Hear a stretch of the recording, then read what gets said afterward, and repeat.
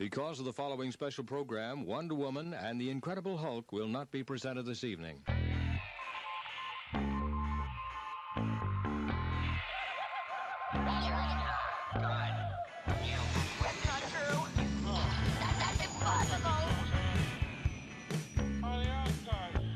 It's time to get all your Star Wars news in a single file. This is Making Tracks. Here are your hosts, Mark Newbold and Dave Tree. That's not true. That's impossible. Good morning, ladies and gentlemen. Welcome to the Star Wars Fan Zone at London Film and Comic Con. Star Wars Fan Zone is brought to you by Fantha Tracks and all the cool stuff. Got loads of free stuff going on down here. Photo ops, games for the kids, Topps collector's cards. So get yourselves down here. And the other thing we have is wonderful guest panels, the first of which is about to start with Mark Newbold, host of Making Tracks, and Alan Fernandes. So over to Mark. Good morning, everyone. Loads of seats. Come and fill them. We're gonna talk about Star Wars, I think. All right, let's do for a it. good 30 minutes. Okay, 30 minutes. 30 minutes. Okay. We'll see how we go. Okay. So welcome to the show. Thank you. Thanks for being our guest. I'm going to get straight into it because I've got a feeling Sure. we're going to talk about a lot. Your experiences, your Star Wars experiences. Where did that film, or when did that film first come on your radar? When did you first hear about it? The film act it started in 1976. We went down to Death Valley, California, with Margie, and we spent a whole day taping her. But getting ready for the shoot, we spent 8 months to get her costume fitted on her correctly. Yeah. So, she's a character in herself. Absolutely. And She's the star, I'm just the stand-in. Or the sit-on. Yes, or the sit-on. So correct. that process then, you say that, 8 months to get the costume right, she had to be comfortable. Yes. Because she was from which zoo? A marine world. Right. It was actually a park. So she not was she was a bit of a star anyway. Absolutely. So how did they know she was the right elephant to do this? Because she was very good with people, and she took directions very well. So she had a calm temperament. Absolutely. And she's brilliant. She is. Was, of course. So when you work out that, or when they worked out the costume, they've got to make sure she can still see. Yes. She confident. could see. The only problem was her breathing. When we started filming, she had to pull up her tusk and hold it in her mouth. Yeah. And that was a little bit difficult for her. Oh, wow. But she did it really well. And when I said drop, she dropped her trunk and breathed normally. So how did you build a relationship with her then? Because you were like co-stars if you think about it. Correct. I was actually a trainer for many animals in the marine world. Yeah. I was mainly a tiger wrestler. Wow. Yes. Wow. And lions. And Margie was a star on her own side. And because I was used to going out with tigers and lions, and actually camels also. Right. To different places, shows. And when Mr. Lucas came to Marine World and asked for an elephant, and right away we thought of Margie. So what's your story? How did you... that's fascinating. I had no idea. How did you get into that world? I got railroaded into it. When I interviewed for a position, they said, well, you're from Africa. Yeah. So you know all about lions and tigers. And I didn't say tigers are not in Africa, but I said, yes, sure. And that's how I got in. Yeah. And when did your career when did that career start for you then? How young were you? In 1974. Yeah. And where do you find the intestinal fortitude to get into a cage with a tiger? Actually, I started out as a night keeper, and I walked around it every hour, midnight to 6 in the morning. And the animals got used to seeing me, hearing, smell me. And so they kept on sleeping through the night. Yeah. One thing about Margie, the elephant, when I would feed them in the morning, we would take bales of hay or alfalfa into the barn and she once stepped on the bale Yeah. and break the baling wire.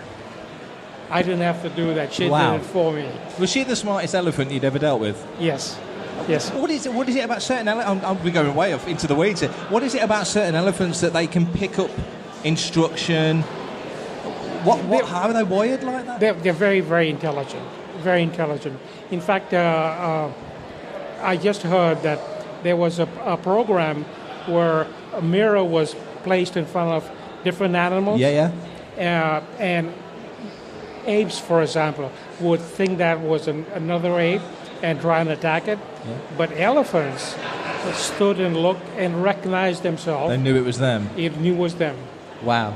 I wonder if she ever saw a picture of herself as the bantha and realised it was her. So how long were you filming on the movie? You say Death Valley, so Death a lot Valley, of the yeah. California stuff was done there. It took us 8 days to get down there, or 7 days to get down there and back up.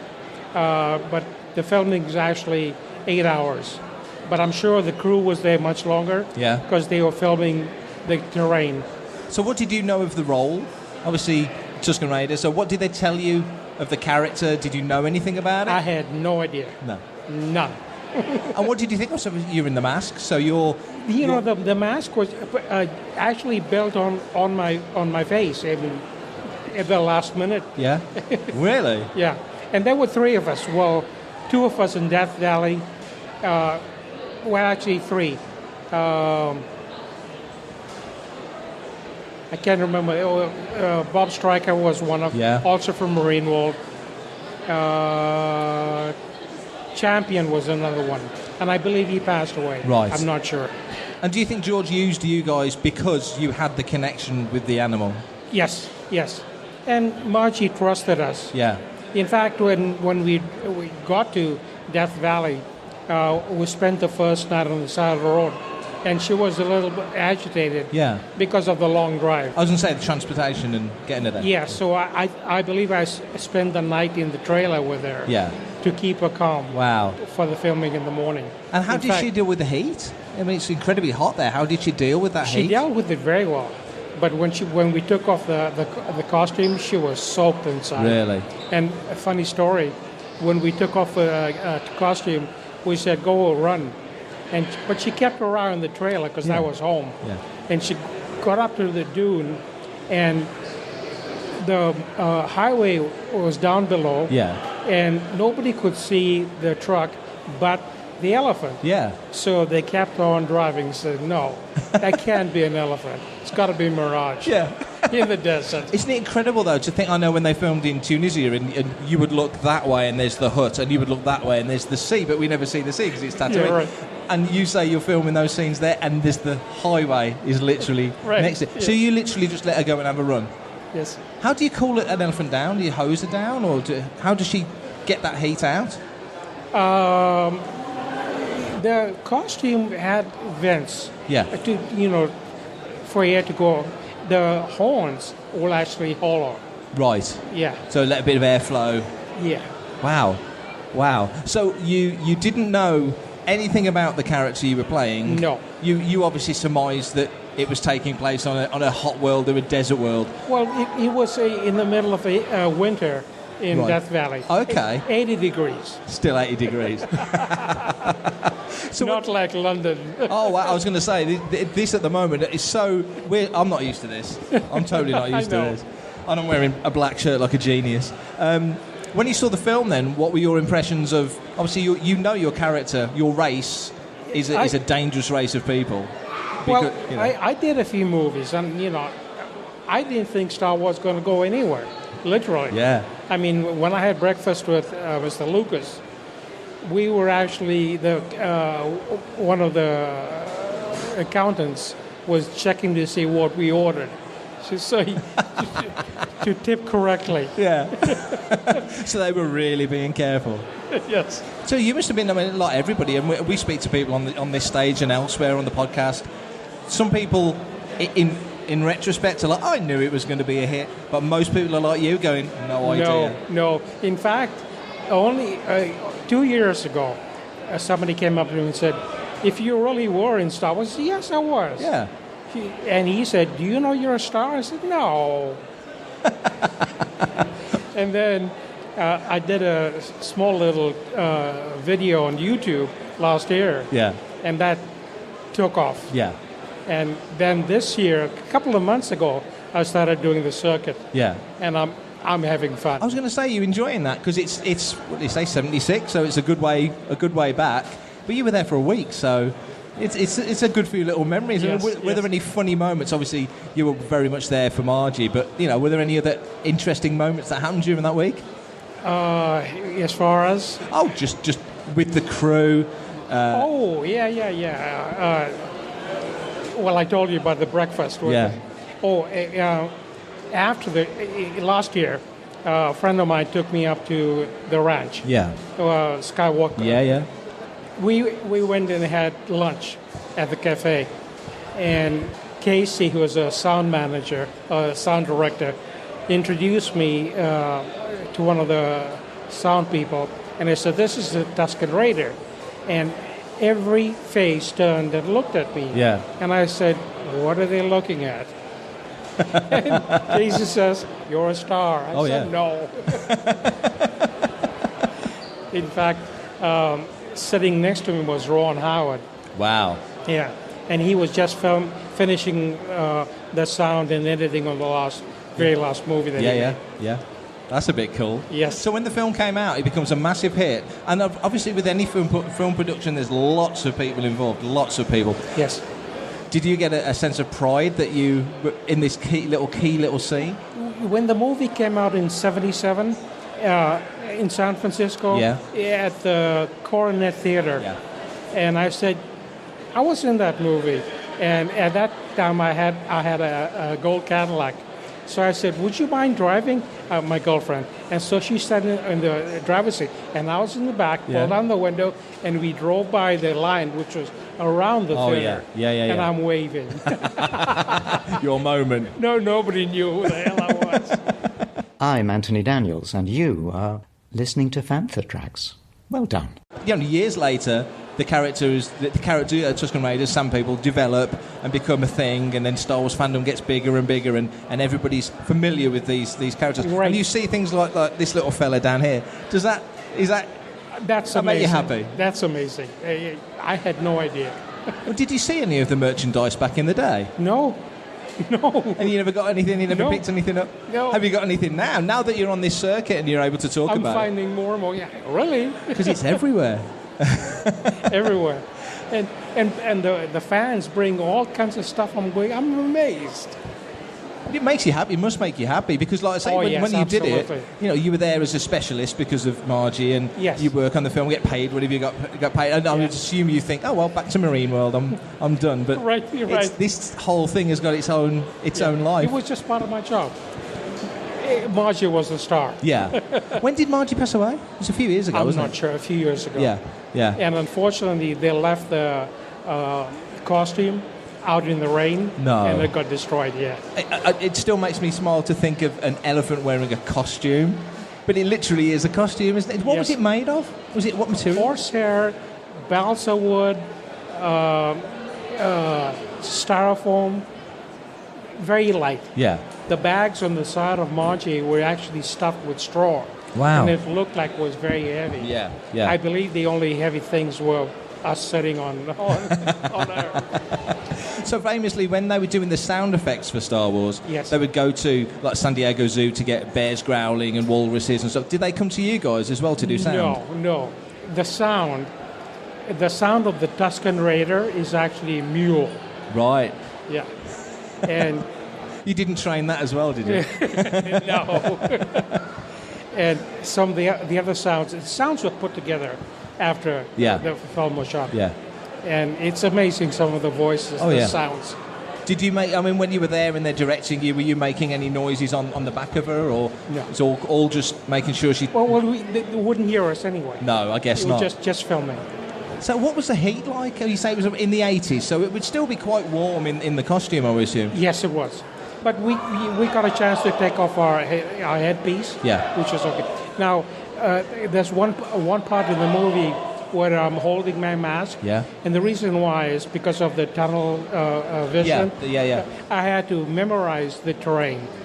And and run down and jump on the elephant. Every once in a while I trip, quite often actually. And then the mast got loose, and it broke my bridge and started to bleed.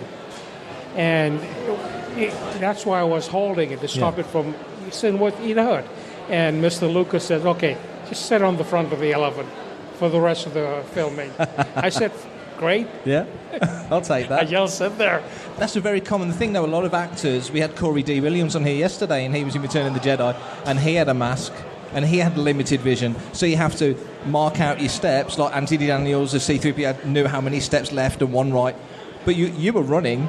Yes. So how do you mark? Because your steps are different every time. So how do you mark that out? You got to remember it, and then just jump, and you fall.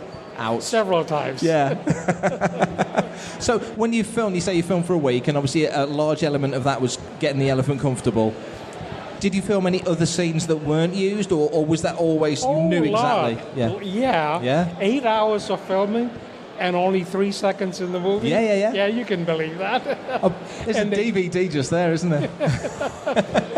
What sort of other stuff did you do? Just to give them options, I guess. Just to give the director some options, so they would have shot it from different directions. They did all of that. Yeah. We just kept going. Wow. And they picked and choose what they wanted to show. Was there ever the opportunity after Star Wars to do any more? Not just Star Wars films, but other films. You mentioned you'd done other stuff. I did, but I can't mention those because they didn't quite make the screen. No problem. So you went back to Marine World.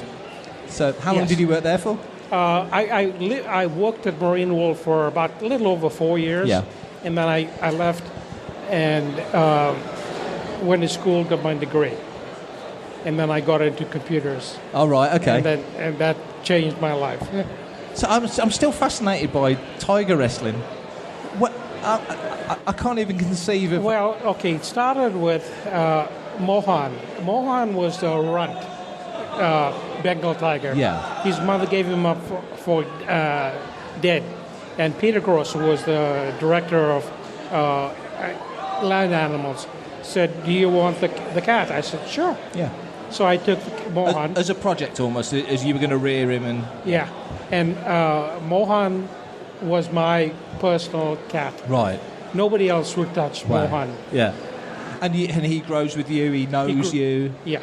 And when he was a cub, he would try and play hide and seek with me. Yeah. And still try and attack me. But then within a few months, he got to, 300 pounds. Yeah. And he still thought that he was a kitten. He would hide behind the blade of grass. Yeah. Because he couldn't see me, but I could see him. Yeah. His head's huge. Yeah. And I would pretend like I don't know he's coming. And he would jump on me. So with these animals, when they're raised, and it's similar to Margie because you got her to a point where she would follow certain direction, like put the trunk in the mouth and all of that. Yes. With the tiger, obviously, it's a different carnivore and herbivore. It's a different wiring. How do you know? Is there a point when you can't wrestle with him, or is he always that guy? Well, we don't really wrestle with them. We get them to attack us. Yeah. Where the people come by. Yeah. So they look like the tigers are wrestling us. Yeah. But actually, they just want to sleep. Wow. They want to rest. They're so comfortable with us. Yeah. And each tiger has his own handler. His or her own handler. Yeah. And I couldn't go to another tiger. I was going to ask that. You couldn't go to another one? Not unless the handler said, yeah, he's okay. Yeah. That's amazing. Tigers, very smart, just like lions, not so much. Really? Yes. Are tigers kind of misunderstood in that way? Yeah. I wonder what the difference is between lions and tigers. That's fascinating. That's fascinating. Hi, Paul Blake here, Greedo from Star Wars A New Hope, and you're listening to Fantha Tracks. Stepping forward to today, you're doing these events, you're on the convention circuit. Where else could we possibly see? I understand you're doing Empire Con in December in LA? I believe so. I started out my first one in Sacramento, and I was quite surprised at the number of people. Yeah. The second one I did was Modesto. Yeah. And then that's a good Star Wars town. Yeah. Luke was born there, right? Yeah. And then the next one I did was Crypticon in Kansas City. Yeah. which was kind of like this heat. Oh, yeah, I know. Humid. Water coming down the walls. Has it been interesting for you, having been in the film for all those years, but now only kind of coming out and talking about it and doing this, meeting other actors from the films, because not that many people were in that classic film, so it's a shared, very tight little group. Yes, correct. And most people are not around anymore. No, that's true. Unfortunately. That's true. But you can also kind of share because you filmed in the States. A lot of the guests here filmed here in the UK, and some filmed in Tunisia. You've all got your own little stories to tell. Yes, and the more I tell them, more it comes to mind. Is that? I was going to say, is that something like you'd remember? You might be 6 months down the line and go, I remember that Friday night. Right, exactly. Brilliant. That's fantastic. So you're here. Are you here for the rest of the weekend? Yes, I am. So you're signing upstairs? Yes, I am. Silly question, and yes. I've never asked it before, and it's just dropped into my head. Okay. And I asked this for a reason for myself. Okay. I've never signed an autograph because why would I? But if I ever became famous, I've got the worst signature in the world. Do you have a signature that you're happy with? Because I know some people have an official signature and some have a work signature. Have you figured yours out? Yes, I have. Actually, mine is just the initials A and F. Yeah. Put together with one line and A cross the F cross. Yeah. That's it. Smart. Especially, I know George Lucas just does the GL, doesn't he? That just looks like a blur. Well, sometimes, like last night, I signed 31 in a row. I'm Yeah. going, okay. Hey, wake up, man. Yeah. Well, nobody writes anymore, do they? So any time you hold a pen, you like this. Yeah. So I mentioned George just then. What was he like to work with then as a director? Oh, he's an incredible man, and very, very low-key. Yeah. Absolutely. But you knew exactly what he wanted. He was very clear on what you needed. Oh, yes. And if he didn't like something, he wouldn't put you down. He said, no, try it again. Yeah. That was it. And you and 99% of the rest of the world just thought this was a low-key sci-fi film, because we had some of the guys on yesterday, and one person would film this little bit and one person would film that little bit, but there was only George Lucas and Gary Kurtz kind of really able to put it together. Right. This amazing jigsaw puzzle. I went to Lucas Ranch into the theater where they do the sound testing. Yes. Now, I'm sitting in this seat, and there's a telephone right there. Yeah. I'm going, what's this all about? And Casey told me, Casey was sitting behind me. Yeah. He says, this is where George was sitting last night. Mr. Luke was sitting in this seat. He says, yeah. And Ron Howard was sitting right there behind him. I'm going, okay. I said on the phone, he says, well, he picks it up, talks to the booth, say, okay, take that out, add this. And so we did a few clips of movies that have already come out. And this movie that I saw, or bits of movie that I saw, the seat moved as if I'm in a ship, a rocket ship, it was going forward, my seat would go back. Yeah. And if the window blew up from whatever, the wind would come and hit me. Gotcha. And speakers in the ceiling, on the floor, on the walls. Yeah. That's 5D. Yeah. You want that in your house? 5D on. I can't go to the movie theater now. No. Nothing It's can ruined come you. in. Right. What was it like visiting Skywalker Ranch? Because again, I went there years ago and it was a fascinating visit, but it's a very special place to be. It very much feels like Lucas's domain, doesn't it? You know, when you visit there. The ranch? Yeah. Oh, it's incredible. Yeah. And you can't see it from the street. No. It's and the front gate is not really a front gate. No. You can't even see it. You drive right by. Yeah, you do. You cut back on yourself, don't you? You are not really, but if you know where it is, you have to slow down. Yeah. Fascinating. I've absolutely enjoyed this. It's been wonderful to meet you. It's been lovely to talk about this. Thank you for your time. Thank you very much. Very much. Thank you. That's all for this special episode of Making Tracks. You can find us on Apple Podcasts, Google Podcasts, Stitcher, Android, Spotify, SoundCloud, TuneIn, iHeartRadio and Spreaker. If you want to find Fantha Tracks out there in the wild, you can find us on smart speakers such as Amazon, Alexa, Apple HomePod, Google Home and Sonos. We're also available in your car with Apple CarPlay and Android Auto, on gaming consoles and television. You can find us on Fantha Tracks TV, on YouTube or the Fantha Tracks app. And of course, you can drop onto the dedicated landing page for Fantha Tracks Radio on fanthatracks.com. We'll be back very soon, but for now, please guys.